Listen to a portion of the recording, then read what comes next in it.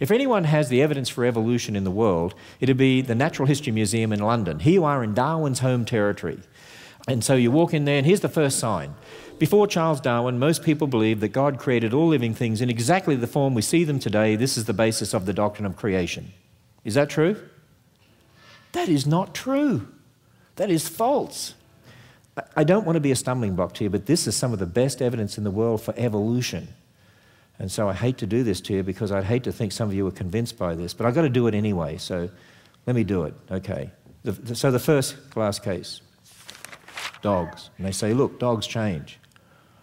Man, I started to question the Bible right there. Man. And then they say, look, horses change. Oh boy, you're starting to think, but can I really believe the Bible? I mean, look at that. Horses change. Wow. I mean, don't you think that starts to make you question the Bible could be true? Horses change into horses. I'm really worried.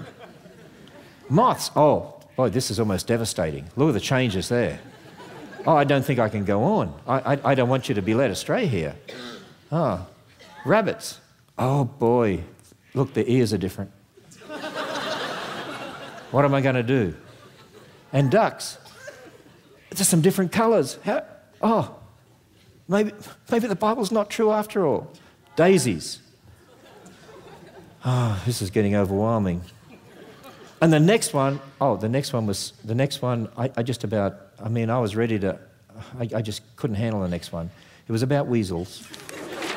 And they made this statement, when weasels breed together, they produce more weasels like themselves. And then the diagram was devastating. I mean, it was just, this is the leading evidence for evolution. And then they make the statement. In this exhibition, we've tried to show how Darwin's theory of natural selection can explain how living things evolved. Now they're talking about molecules to man evolution, but what do you see in the glass cases? Change. Oh, but creationists believe animals don't change. Oh, but look, we saw changes. Oh, therefore, because we saw evolution, changes, therefore evolution, molecules to man is true. Oh, do you see how they've indoctrinated you? And you know, the way to understand this is really pretty easy. We don't know how many dogs God made. Let's say he made 2 dogs to start with, and you end up with lots of dogs eventually, as you know.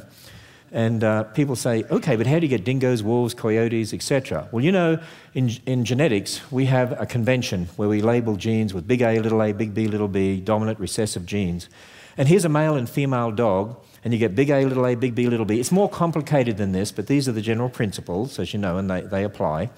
And so from one male and one female, sexual reproduction, you get one set of genes from one from the other. Here's a combination. Here's some more combination. Now, if you look at those, if that male and female were dogs, okay, then what are these down here? Dogs.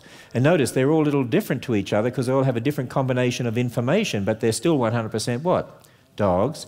And this one doesn't have any little a's or little b's. This one doesn't have any big A's or big B's. So these have actually lost information compared to the parents. Still got the information to be a dog, the right number of genes to be a dog, but you've lost variability.